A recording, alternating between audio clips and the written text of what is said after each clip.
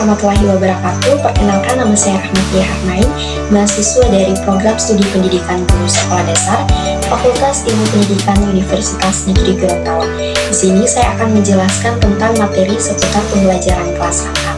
Nah, video ini dibuat untuk memenuhi tugas mata kuliah pembelajaran kelas rangkap dengan dosen pengampu Ibu Putri Hasanah Kamilah MPD. Nah, teman-teman pasti ingin tahu apa saja yang akan dibahas pada video ini. Tanpa berlama-lama, mari kita simak video berikut ini.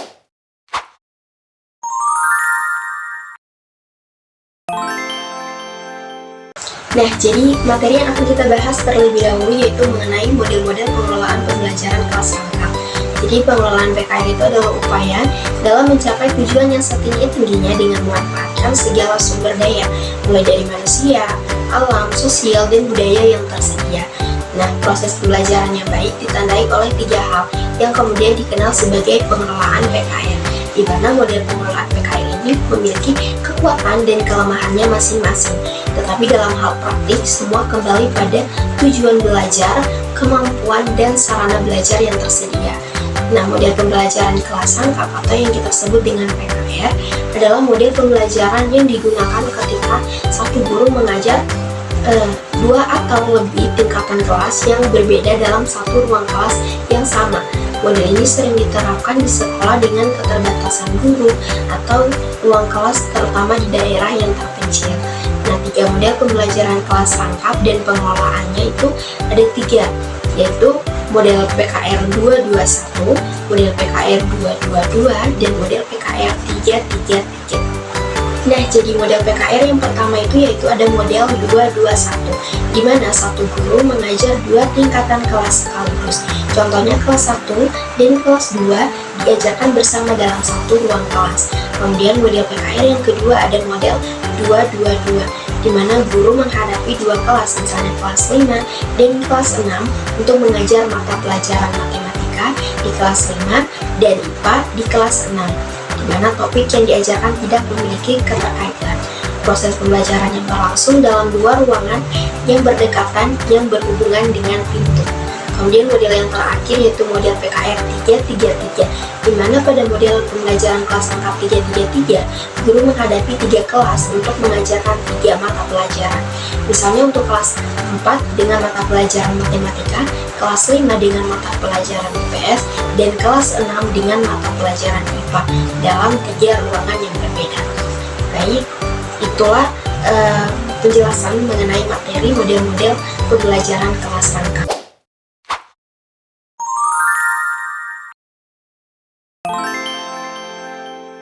Baik, selanjutnya kita masuk pada pembahasan materi kedua, yaitu tentang kajian pengorganisasian pembelajaran. Jadi pengorganisasian pembelajaran ini merupakan suatu tindakan yang dilakukan oleh seorang guru dalam mempersiapkan proses pembelajaran sehingga proses pembelajaran dapat berjalan dengan lancar, efektif, dan efisien. Dalam pengorganisasian pembelajaran terdapat tahapan-tahapan yang harus dilalui oleh seorang guru, baik tahapan sebelum masuk kelas dan saat di dalam kelas. Pada tahapan perencanaan, seorang guru harus merumuskan hal-hal yang penting yang dapat menumbuhkan motivasi belajar peserta didik, sebab motivasi adalah aspek yang paling penting dalam proses pembelajaran. Nah, selanjutnya pada tahap pelaksanaan atau implementasi, guru harus melaksanakan proses pembelajaran yang sesuai dengan apa yang telah direncanakan sebelumnya untuk mengukur sejauh mana tingkat kemampuan dan tingkat keberhasilan peserta didik dalam pencapaian pembelajaran. Untuk itu diadakanlah evaluasi pembelajaran. Dari hasil evaluasi itulah nantinya guru dapat mengetahui apa saja yang diperlukan dalam memperbaiki maupun meningkatkan proses pembelajaran, terutama dalam memotivasi belajar peserta didik. Nah, demikian bagaimana mempengaruhi peserta didik agar dapat berusaha mengembangkan motivasi belajar. Ada beberapa peserta didik yang biasanya tidak senang ketika pergi ke sekolah, seperti malas membaca, kurang aktif dalam belajar. Sebaliknya ada beberapa peserta didik yang justru senang pergi ke sekolah, senang dalam belajar, aktif dalam kegiatan belajar, bahkan di luar sekolah pun mereka belajar. Jika guru mencoba untuk memotivasi semua peserta didik dengan teknik yang sama, beberapa akan terbantu dan lainnya akan terbebani. Setiap peserta didik mempunyai minat, bakat, potensi yang berbeda. Oleh karena itu, mereka membutuhkan pengorganisasian pembelajaran yang dipersiapkan oleh guru baik sebelum memasuki kelas dan saat di dalam kelas, sehingga berbagai hambatan belajar telah dipaparkan di atas dapat diatasi. Dalam proses pembelajaran, tentunya guru harus mengetahui apa yang harus dilakukan sebelum dan dalam kelas untuk menarik minat dan motivasi peserta didik selama pelajaran berlangsung. Nah, mengetahui bagaimana ketika di dalam kelas maupun membuat suasana belajar yang positif, untuk itu guru perlu mengetahui bagaimana teknik memotivasi peserta didik, bagaimana merangsang keingintahuan peserta didik, menciptakan suasana emosi yang positif.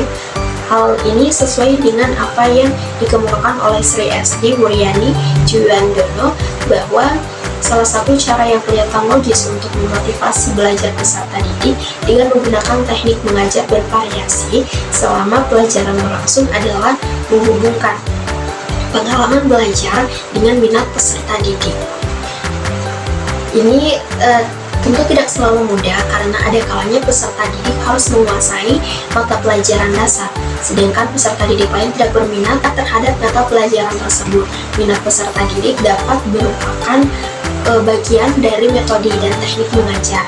Contohnya, menggambarkan sesuatu sistem yang mengajar membaca dengan menggunakan cerita-cerita yang dibuat oleh peserta didik sendiri dengan topik-topik yang mereka minati.